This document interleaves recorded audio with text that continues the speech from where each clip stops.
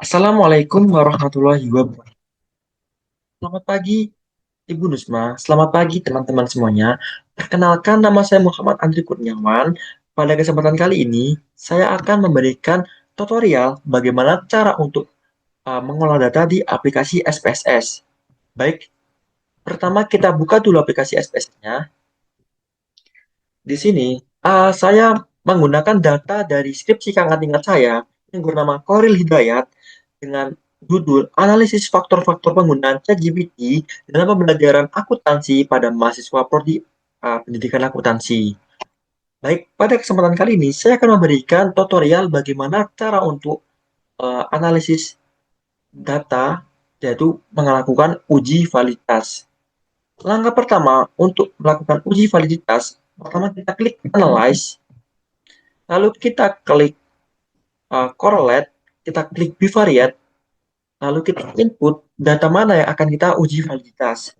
Di sini saya akan menguji data X1.1 terlebih dahulu. Jadi X1.1 sampai dengan total X1. Kita pindahkan ke variabel. Setelah itu kita klik OK. Ini muncul output dari uji validitas kita. Nah, terus bagaimana cara kita untuk mengetahui data tersebut valid apa tidak? Itu kita bisa lihat di total X1-nya, teman-teman, di paling bawahnya.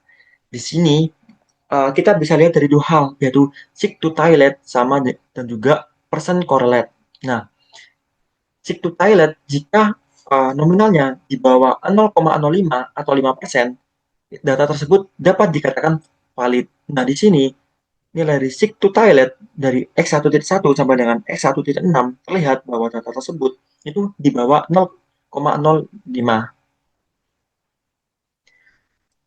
Berarti data tersebut dapat dikatakan valid berdasarkan seek to toilet.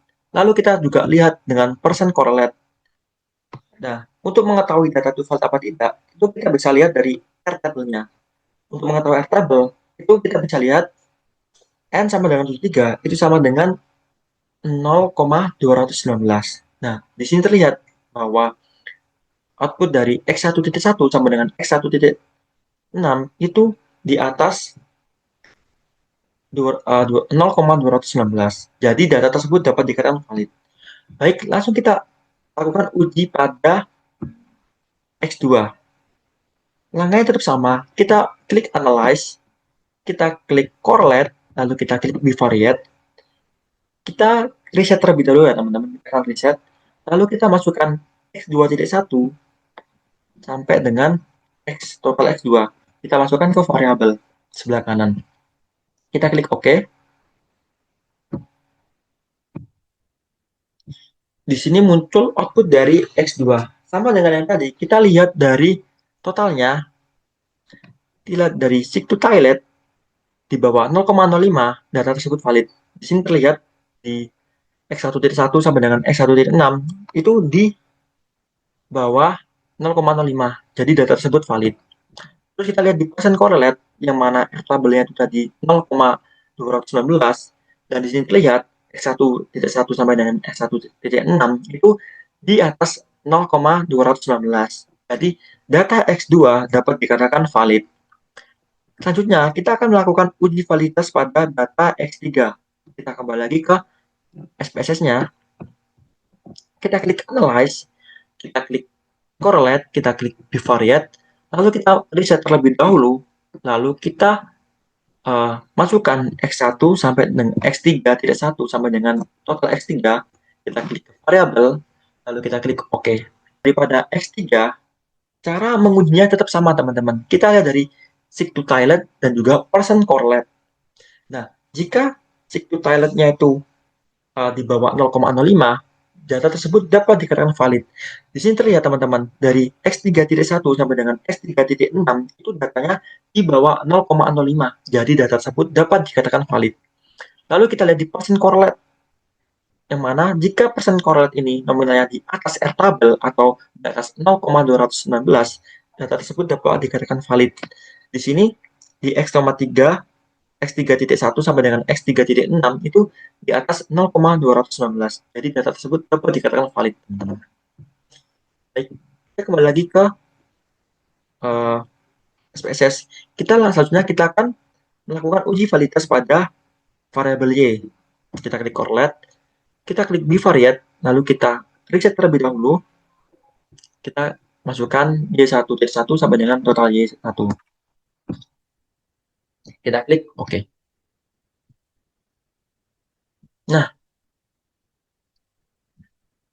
Nah, di sini muncul teman-teman output dari uji validitas variabel Y. Kita sama tetap lihat di total Y1. Kita lihat di seek to toilet di sini kurang dari Y1.1 sampai dengan Y1.6 itu kurang dari 0,05 yang mana data tersebut valid. Dan juga di correlate sama seperti tadi, jika di atas 0,219 maka data tersebut valid. Dapat terlihat di sini data dari Y1.1 sampai dengan Y1.6 itu di atas 0,219. Maka data tersebut dapat dikatakan valid. Baik, selanjutnya saya akan memberikan tutorial bagaimana cara untuk menguji reliabilitas data. Pertama, kita klik Analyze, lalu kita klik Scale, kita klik Reliability Analyze, kita reset terlebih dulu ya, kita keluarkan. Lalu, kita masukkan data mana yang mau kita uji di sini. Pertama, kita uji X1.1 sampai dengan X1.6. Nah, sini berbeda dengan uji validitas. Sini kita tidak perlu untuk memasukkan total dari X1. Jadi kita langsung masukkan saja ke items, lalu kita klik OK. Dari output reliability data. Nah, cara untuk melihat reliability data, kita lihat dari output reliability statistik. Jika output ini, kita lihat dari Cronbach's alpha-nya. Jika dari Cronbach's alpha-nya ini di atas 0,6, bahwa dapat disebutkan bahwa data tersebut lolos uji reliability. Ini kita lihat Cronbach's alpha-nya sebesar 0,766. Jadi data X1, variabel X1 itu lolos uji reliability. Kita kembali lagi untuk menguji data selanjutnya. Kita sama aja, kita klik Analyze, kita klik Scale, kita klik Reliability, kita reset terlebih dahulu, lalu kita masukkan X2, semua X2 dari X2.1 sampai dengan X2.6 ke dalam items, lalu kita klik OK. Di sini muncul outputnya, sama seperti tadi, kita lihat dari Cronbach's alpha-nya. Jika Cronbach's alpha di atas 0,6, berarti data tersebut lolos uji reliabilitas. Di sini datanya lolos uji reliabilitas. Selanjutnya, kita uji juga data variabel X3. Kita klik Analyze, kita klik Scale, kita klik Reliability Analyze, lalu kita reset terlebih dahulu, lalu kita masukkan X3.1 sampai dengan X3.6 ke items. Lalu kita klik OK. Di sini muncul output dari uh,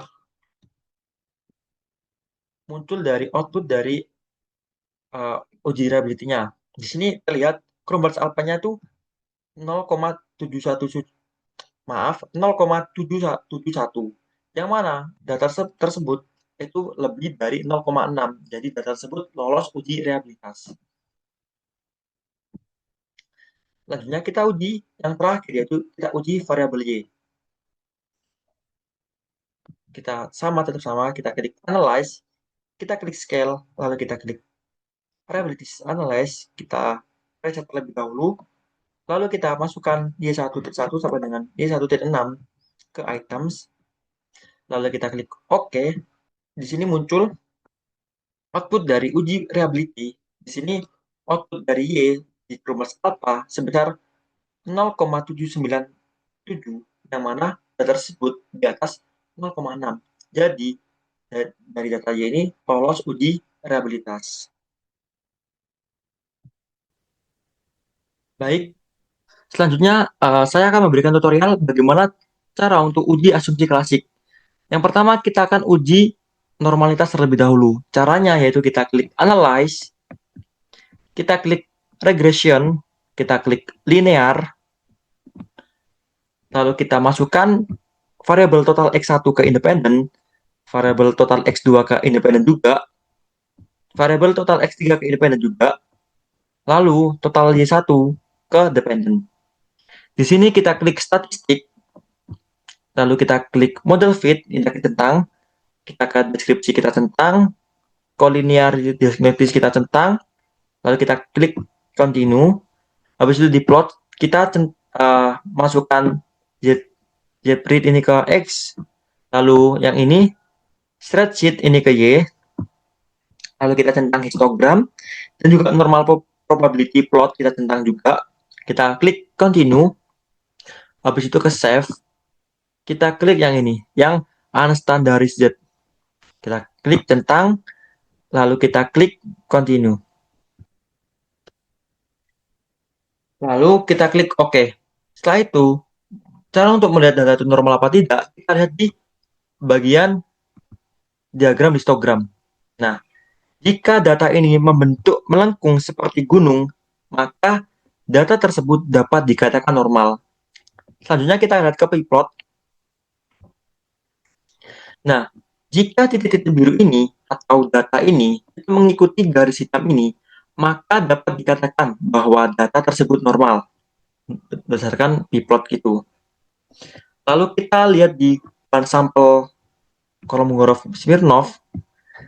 Caranya yaitu kita kembali lagi ke data view, lalu kita klik analyze, lalu kita klik non-parametric test, kita klik legasi dialogs, lalu kita klik one sample KS. Ini kita masukkan data unstandarized residual. Ini kita dapat dari tadi, kita klik save pada saat kita uji normalitas, pada saat diregresi tadi. Kita klik, kita pindah ke variable list, lalu kita klik OK. Dapat dilihat di output one sample Kolmogorov-Smirnov, cara untuk melihat data itu normal apa tidak, kita bisa lihat di asymptotic to tilde. Jika nilai dari asymptotic to tilde itu lebih atau di atas dari 0,05 atau 5%, maka data tersebut dapat dikatakan normal. Dilihat dari output saya di sini, asymptotic to tilde kita itu sebesar 0,095, yang mana data tersebut itu di atas 0,05, maka data tersebut dapat dikatakan normal. Oke, selanjutnya kita akan lakukan uji asumsi klasik yang kedua setelah normalitas, yaitu uji multikolinearitas. Nah, kita masih di output yang tadi, kita scroll ke atas sampai pada ini tabel koefisien. Nah, kita lihat di sini, langsung saja kita lihat di collinearity, tolerance, sama statistic fifth. Nah, pertama kita lihat dulu ke collinearity tolerance. Ini untuk menguji multikolinearitas ya. Nah, itu kalau data itu tidak terjadi multikolinearitas atau disebut dengan data normal, itu datanya harus di atas 0,1. Nah, di sini bisa dilihat total dari X1, X2, dan X3 di collinearity tolerance itu di atas 0,1, yang mana dapat dikatakan tidak terjadi multikolinearitas atau data tersebut normal. Selanjutnya kita ada dari statistik fifth. Di sini datanya harus di bawah 10. Itu baru dikatakan sebagai normal. Nah, di sini terlihat dari total X1, X2, dan X3, di sini kurang dari 10, yang mana data tersebut dapat dikatakan normal. Selanjutnya, untuk uji asumsi klasik yang ketiga, yang terakhir, yaitu uji Esteros. Kita lihat di bagian paling bawah di scatter plot. Di sini dapat terlihat pada tabel scatter plot. Maaf ya. Kita lihat pada titik-titik biru yang menyebar ini. Kita lihat jika titik-titik biru ini di samping kanan 0 dan juga samping kiri 0 pada tabel horizontal, dan juga di bawah 0 sama atas 0 pada garis vertikal, maka dapat dikatakan eh, ini datanya normal. Dilihat di sini di biru-biru ini itu menyebar. Nah, kalau menyebar ini ada yang di atas, ada yang di kanan, ada yang di kiri, berarti data tersebut normal. Baik, pada kesempatan kali ini saya akan memberikan tutorial bagaimana cara untuk analisis regresi berganda. Yang pertama, kita klik Analyze, kita klik Regression, lalu kita klik Linear, lalu kita reset terlebih dahulu ya teman-teman. Karena tadi sudah kita sudah otak pada saat uji sebelumnya, berarti kita reset terlebih dahulu untuk uh, kembali seperti semula. Oke, setelah kita reset, kita masukkan variabel X1, total X1 ke sini, lalu X2 juga ke independen, lalu ke total X3 juga di sini. Lalu selanjutnya masukkan total Y1 ke dependen. Di sini kita nggak usah otak-atik ke statistik, plot, atau save, langsung saja kita oke. Baik, di sini dari output uji regresi berganda dapat dilihat di koefisien ini.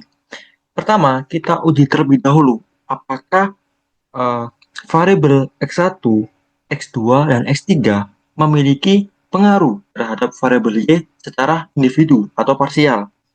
Kita lihat dari nilai sig dari masing-masing variabel. Di sini, untuk bisa berpengaruh, nilai sig itu harus kurang dari 0,05 atau 5%. Itu variabel baru bisa dikatakan berpengaruh secara individu terhadap variabel Y.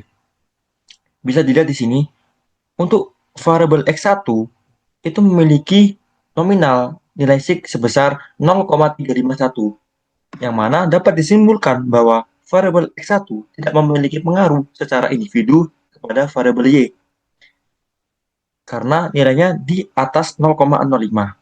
Selanjutnya, variabel X2 memiliki nilai sig sebesar 0,108, yang mana dapat dikatakan bahwa X2 tidak memiliki pengaruh secara individu terhadap variabel Y. Dikarenakan X2 nilainya di atas 0,05. Selanjutnya, X3 memiliki nilai sig sebesar 0,004, yang mana nilai ini kurang dari 0,05. Maka dapat disimpulkan bahwa X3 memiliki pengaruh secara individu atau parsial kepada variabel Y. Selanjutnya kita akan melihat apakah nilai X1, X2, dan X3 itu memiliki pengaruh secara bersamaan. Mereka secara bersamaan itu memiliki pengaruh terhadap variabel Y atau memiliki pengaruh simultan. Itu variabel bisa dikatakan memiliki pengaruh secara simultan itu jika nilai sig-nya itu kurang dari 0,05. Di sini kita bisa lihat pada uji F, nilai sig-nya yaitu sebesar 0,001, yang mana dapat disimpulkan bahwa variabel X1, X2, dan X3 bersama-sama memiliki pengaruh secara simultan kepada variabel X, variabel Y. Di sini kita bisa, jika kita ingin mengetahui seberapa berpengaruh variabel X1, X2, dan X3 secara bersamaan kepada variabel Y, itu berpengaruh seberapa besar atau seberapa persen, itu kita bisa lihat pada adjusted R-square.